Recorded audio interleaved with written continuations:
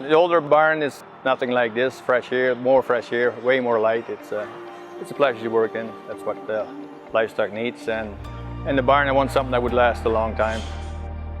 I think what's galvanized and heavy duty, I think it stands out compared to the rest. The structure is 140 foot by 400 with about 60 foot on the end for manure storage. The drive-through with 17 feet alley, and the rest is all bedding packs. 36 bales every 12 days, and it takes about 2.5 hours for 3 guys to clean the whole barn, so it's really efficient. The barn's about a year old now, so the first cattle we got in beginning of September a year ago. It's relaxing here, they're quiet here compared to the old barn.